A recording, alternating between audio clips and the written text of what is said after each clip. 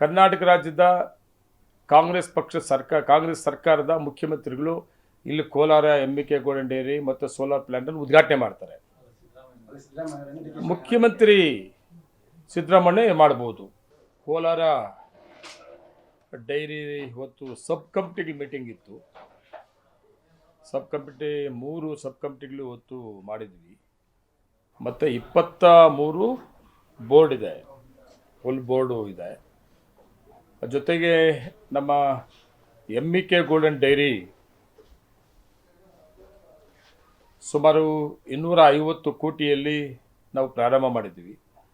ಅದು ಜನವರಿ ಅಥವಾ ಫೆಬ್ರವರಿಗೆ ಸನ್ಮಾನ್ಯ ಮುಖ್ಯಮಂತ್ರಿಗಳಿಗೆ ಕರೆದು ಉದ್ಘಾಟನೆ ಮಾಡಬೇಕು. ಕಂಪ್ಲೀಟು ಕೆಲಸ ಅಷ್ಟರಲ್ಲಿ ಮುಗಿಬೇಕು.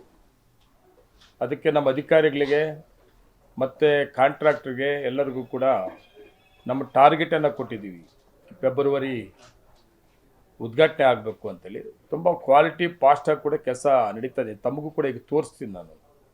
ಸುಮಾರು 250 ಕೋಟಿಯಲ್ಲಿ. ಅದ್ರ ಜೊತೆಗೆ ಈಗಾಗಲೇ ನಮಗೆ ಸೋಲಾರ್ ಪ್ಲ್ಯಾಂಟು ಉದ್ಘಾಟನೆ ಆಗಿಲ್ಲ. ಮುಖ್ಯಮಂತ್ರಿಗಳಿಗೆ ಉದ್ಘಾಟನೆ ಮಾಡಬೇಕು. ಆದರೆ ಚಾರ್ಜ್ ಮಾಡಿಬಿಟ್ಟಿದ್ದೀವಿ ನಾವು, ವೇಸ್ಟ್ ಆಗಬಾರ್ದು ಅಂತೇಳಿ. ಈಗ ಅದರಿಂದ ನಮಗೆ ನಮ್ಮ ಒಕ್ಕೂಟಿಗೆ ಒಂದು ತಿಂಗಳಿಗೆ ಸುಮಾರು 80 ಲಕ್ಷ ಜೀರೋ ಬರ್ತಾ ಇದೆ ಬಿಲ್ಲು.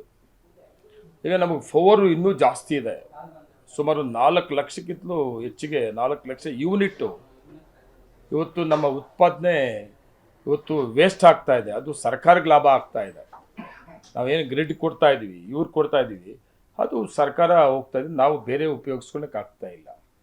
ಟೋಟಲ್ ನಮ್ಮ ಜಿಲ್ಲೆಯಲ್ಲಿ BMCಗಳು ಎಷ್ಟಿದೆ, ಎಲ್ಲ BMCಗಳಿಗೆ ಈಗ ನಾವು ಸೋಲಾರ್ ಪ್ಲ್ಯಾಂಟು ಪವರ್ ಏನು ಹೆಚ್ಚಿಗೆ ಇದೆ ಅದನ್ನು ಕೊಡಬೇಕು ಅಂತ ತೀರ್ಮಾನ ಮಾಡಿದ್ವಿ. ನಮ್ಮ ಬೋರ್ಡು ತೀರ್ಮಾನ ಮಾಡಿದ್ವಿ. ಅದು ಅಷ್ಟು ಬೇಗನೆ ಎಲ್ಲ ಕ್ಲಿಯರೆನ್ಸು ತಾಲೂಕುಗಳಿಂದ ಅಲ್ಲಿ KEB ಇಲಾಖೆಯವರು ನಮಗೆ ಆ ಮೀಟ್ರ್ ಫಿಕ್ಸ್ ಮಾಡೋದಕ್ಕೆ ಕ್ಲಿಯರೆನ್ಸ್ ಕೊಡಬೇಕು. ಅದು ಕೂಡ ಆಗ್ತಾ ಇದೆ.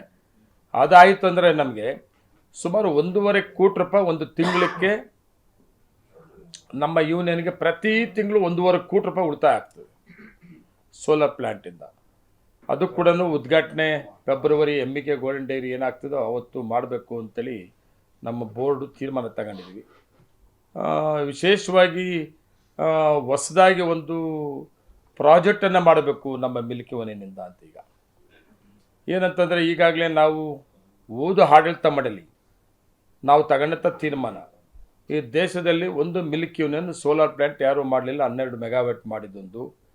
ಆಮೇಲೆ ಸುಮಾರು 40 ವರ್ಷ ಆಯಿತು ನಾವು ಬೆಂಗಳೂರಿಂದ ವಾಪಸ್ ಬಂದು ಕೋಲಾರ ಬೆಂಗಳೂರಿಂದ ಸಪ್ರೇಟ್ ಆಗಿ.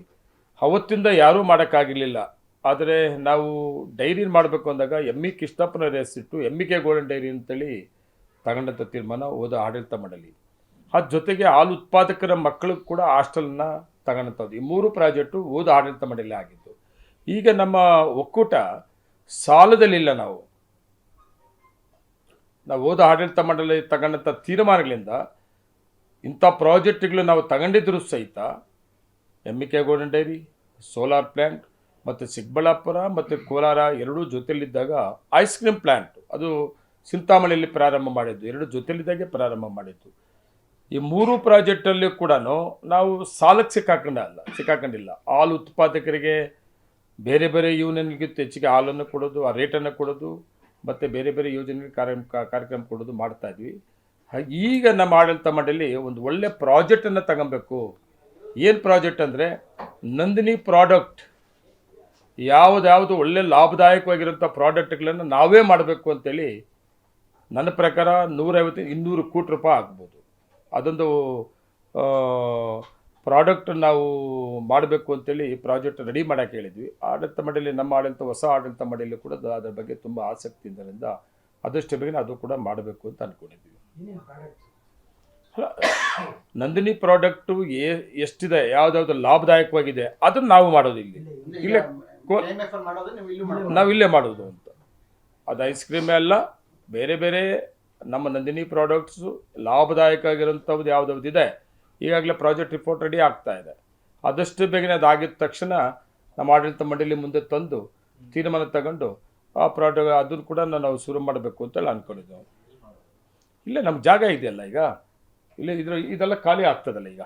ನಾವೆಲ್ಲ ಹೊಸ ಎಮ್ ಕೆ ಗೋಲ್ಡನ್ ಇದಾಯ್ತು ಅಂದರೆ ಇಲ್ಲಿ ಬೇಕಾದಷ್ಟು ಫ್ರೀ ಇರ್ತದೆ, ಅಲ್ಲೇ ಮಾಡಬೇಕು ಅಂದ್ಕೊಂಡಿದ್ದೀವಿ.